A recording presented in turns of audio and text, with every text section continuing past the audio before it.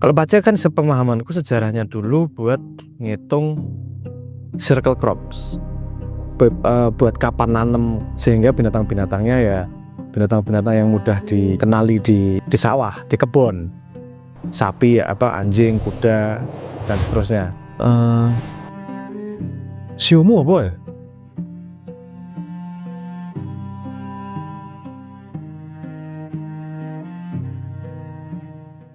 Mas. Aku tuh skeptis sama yang namanya zodiak, primbon, karena menurutku nggak masuk akal. Masukin tanggal lahir sama jam lahir, kok iso muncul ramalan. Ora percaya aku. Sampai dengan waktu itu aku nyoba sendiri. Tak leboke mak jegagi muncul kepribadianku kaya piye, nasib lingkungan ketika lahir kaya piye, dan gue tidak bisa tak pungkiri lumayan akurat ya mas. Dan jadi agak pengen memasukkan itu ke dalam hidupku gitu loh mas. Tapi sakjane gimana toh mas memaknai informasi seperti zodiak, apakah itu memang benar-benar akurat? Soalnya prediksi primbon tahun ini saya belum dapat jodoh ya mas. Monggo mas. Bisa dipatahkan. Gue jajal-jalan pacaran, kita nyiapin satpam ya. Ada sedikit adegan ya, lari loh, mlebu zodiak apa ora gitu.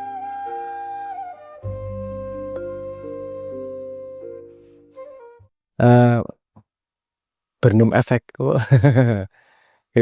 Itu baca aja Bernum efek, biar ditulis sama Noel di sini, biar nanti dicari. Kalau ramalannya nggak sesuai dengan harapanmu, terus apa yang kamu lakukan? Ya wes abai, ya apa ya mas ya? Abaikan mas. Kalau bagus, Seneng. Akurat sih. kalau berarti kamu nalurinya pengen dibohongin, nggak penting itu bener atau nggak penting, karena carinya senengnya. Karena kalau kita ngomong responnya, gini, respon paling aman. Kalau ternyata ngomongnya nggak baik, berarti menghasilkan kewaspadaan. Kalau ngomongnya baik, berarti menghasilkan kewaspadaan. Aduh, bener gak ya? Ini gimana bisa ini terjadi? Kalau ngomongnya nggak baik, bener gak ya? Gimana biar ini terhindari? Jadi dua-duanya menghasilkan output action yang sama. Artinya, terus gak penting, bener gak penting, bener gak bener. Karena yang paling penting adalah gimana kita merespon terhadapnya. Kamu ramalannya apa? Zodiak? Kemarin zodiak mas. Oke, aku nggak gitu paham ya sejarah zodiak itu. Sama pace mas. Oke. Jajal kabeh. Bazi, pace. Kayak gue, kalau pace, menariknya kan gini. Ini show apa? Show kuda api kalau nggak salah ya. Show kuda api. Oke. Kalau baca kan sepemahamanku sejarahnya dulu buat ngitung circle crops, buat kapan nanem, kodokar pranoto mongso kalau di sini, sehingga binatang-binatangnya ya binatang-binatang yang mudah dikenali di sawah, di kebun, sapi ya, anjing, kuda dan seterusnya. Naga itu gabungan dari moncong anjing, badan ular, itu digabungkan jadi naga itu. Tapi untuk waktu itu, untuk memudahkan menyebarkan ilmunya, pakai binatang-binatang itu. Tadinya untuk prediksi kapan nanem pohon. Itu prediksi penting buat kita dulu, karena prediksi alam waktu itu. Biar nanem tanamannya pas, hasilnya maksimal. Terus kemudian bergerak, untuk meramalkan orang dengan pola-pola seperti itu. Kalau ini ngomongnya ngitungnya ratusan tahun, ribuan tahun, statistiknya dibenarkan, dan turun mazhab-mazhab yang lain ya, mazhab Mangpa ya, dan seterusnya gitu. Terus ilmunya turun dari statistik yang dikumpulkan dalam waktu yang cukup panjang, berarti kan ya mungkin ada benarnya, mungkin ada nyenggol-nyenggol bener salahnya. Gitu juga menurut saya primbon itu juga enggak semudah itu dibuat. Yang ngarang gimana harus, dan kalau bertahan segitu lama juga pasti ada meritnya, ada gunanya, dalam tanda petik ada gunanya. Tapi belum tentu terus ngomong apakah ini benar, apakah ini salah. Itu kebutuhan manusia untuk tahu kepastian di depan. Tapi kalau kita belajar lagi dari pajak, itu ada prinsip yang menarik nih. Karena ada triangle of luck kalau nggak salah ya. Kalau mungkin saya salah. Kalau salah mohon dibenarkan oleh teman-teman yang lebih dukun dari saya. Jadi luck, keberuntungan itu tidak hanya datang dari musimnya, tapi ada kamu bakatnya seperti apa, ketemu sama musim yang seperti apa. Tapi yang paling penting yang ketiga, actionmu sebagai manusia gimana. Jadi semua ramalan ini gak akan ada gunanya kalau kamu gak action yang tepat juga anyway.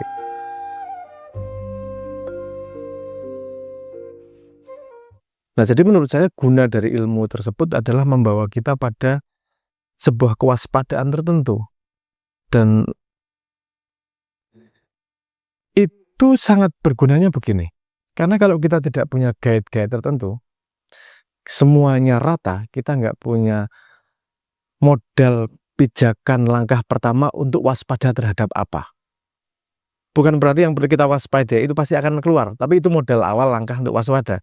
Karena ketika waspada kita pay attention, ketika pay attention ilmu masuk, ketika ilmu masuk kita merespon berikutnya.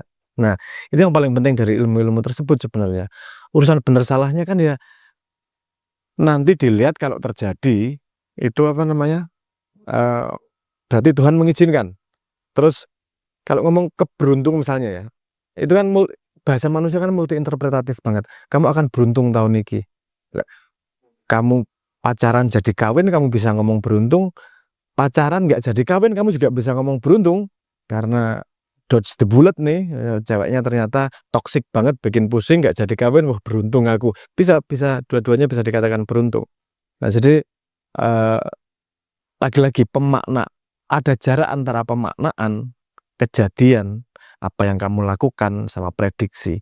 Nah, prediksi dari CEO kayak human design, primbon, saya nggak ngomong bahwa itu nggak ada gunanya, tentu ada gunanya. Gunanya tapi di mana? Apakah kita bisa kemudian melihat masa depan apa yang akan terjadi? Bukan di situ menurut saya.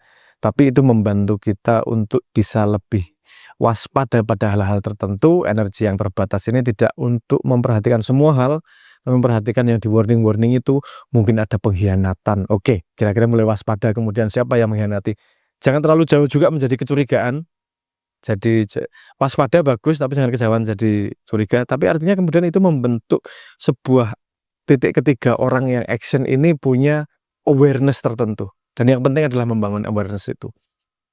Karena kamu belum berhak sedih ketika kejadiannya belum terjadi, kamu belum berhak gembira juga ketika diramalkan akan jadi bagus. Gini ya, kamu kan tadi tanya gimana mensikapinya. Kalau semua informasi itu tidak diterjemahkan kemudian menjadi komponen yang berpengaruh pada aksi, nggak ada gunanya gitu-gitu. Karena kalau kemudian cuma menjadi, aduh aku sedih tahun ini susah, aku seneng tahun ini banyak keberuntungan, doesn't mean anything. Tapi kalau itu kemudian dibawa kepada sebuah kewaspadaan tertentu, sehingga itu bisa membantu aksimu, sehingga tertentu segitiga itu tadi, relak itu tadi terjadi karena dasarnya di aksi tersebut. Itu bisa jadi kemudian berguna. Entah omongan orang gila aja bisa jadi berguna. Kalau itu kemudian mempengaruhi dengan baik bagaimana kita akan melaksanakan action kita sebagai manusia. Siomu apa ya? Saya naga metal. Oh, naga metal. Sepultura, orangnya. Apa metal yang berbeda itu? Naga metal di kuda api itu berarti sikir orang berharap ya berharap tak lama yuk gak bakal edan mau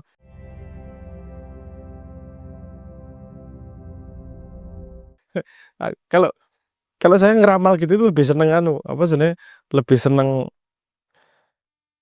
ngomong buruk-buruknya sehingga kalau siap dengan buruk, kalau baik bahagianya luar biasa. Kalau saya ramalkan kamu bakal kehilangan 100.000 tapi malah nemu duit 10.000, wah kan bahagia banget tuh.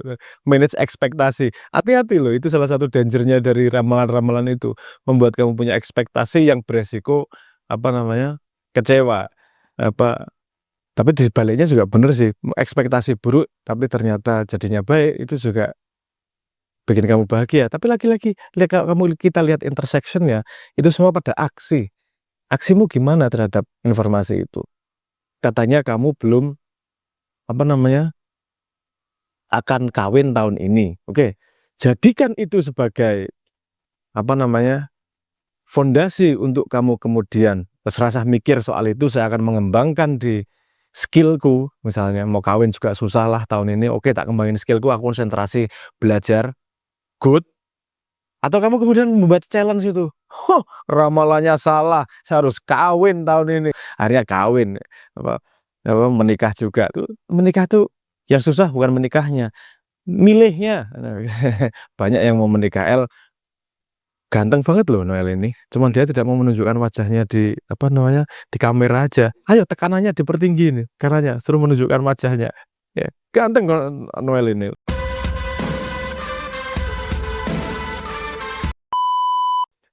Sehingga sebenarnya menikah itu bukan masalah.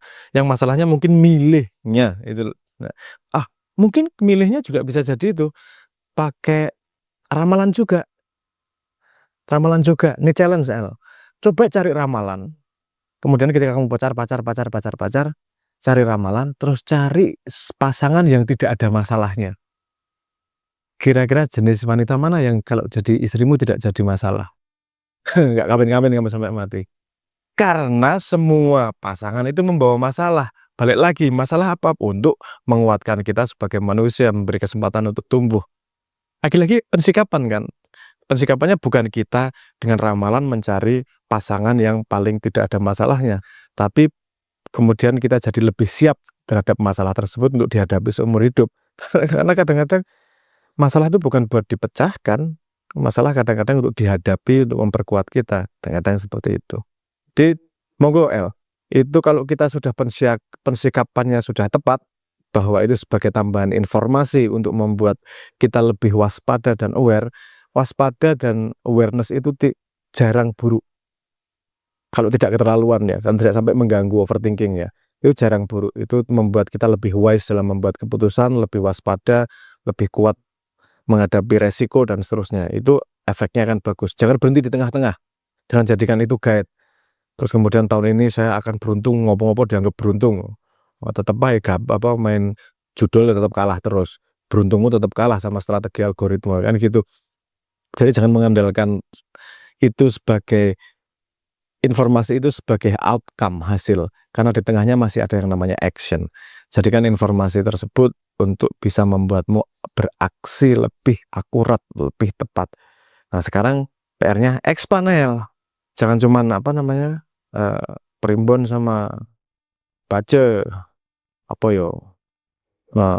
ono human design, ono Vedic, cara Vedic lah, ada Siweduso, ada macam-macam kok. Oh, aku ngasih lupa. Primbon tentu saja ada ya. Primbon yang mentah misalnya. Sangat banyak khasanah untuk meramalkan itu. Coba dibaca satu demi satu dan dipilih aja mana yang bisa meningkatkan awarenessmu. Karena tahun ini menurutku ramalanku kepadamu. Tapi nggak enak ya tak omongin di di kamera. Satu itu rahasia Noel, dan kedua nanti saya ketahuan sakti. Jadi agak susah gitu. Nanti mesti buka klinik ramalan ini katanya. Ada satu ide yang fun tentang ramalan. Mumpung masih awal tahun, tulis ramalanmu tentang dirimu sendiri. Di akhir tahun, state-nya akan seperti apa? Kamu akan bisa apa? Kamu pada posisi mana? Kamu akan misalnya kenal sama siapa? Aku akan punya aset segini, atau aku akan kawin, punya anak, whatever. Coba ramal dirimu sendiri. Tulis di kertas atau di email, simpen dan lupakan. Kemudian tahun depan dilihat ramalanmu tepat atau tidak. Kenapa perlu seperti itu? Nggak perlu sih, itu buat fun-fun aja. Karena kita lihat, apakah kamu cukup mengerti dirimu? Apa kamu cukup konsisten dengan dirimu? Karena ramalan itu bisa juga sama dengan doa. Kalau kamu sendiri yang menuliskannya, nanti akan kelihatan seberapa jarak antara mimpi sama kenyataan yang kamu lakukan setahun. Coba tulis. Mimpi ya, bukan daftar pacar ya. Mimpimu, apa-apa yang ramalanmu tentang dirimu sendiri, bukan mimpi, ramalanmu tentang dirimu sendiri. Kalau mimpi kan bebas, kalau ramalan sesuatu yang memang kamu merasa bisa achieve. Bisa jadi kamu overshot, bisa jadi kamu undershot, tapi whatever itu akhir tahun kamu akan dapat pelajaran bagaimana kamu memandang dirimu sendiri dan meramalkan dirimu sendiri. Coba, jangan lama-lama keburu hujan. Kalau hujan, kameranya basah, nggak bisa diteruskan. Ya ramalah.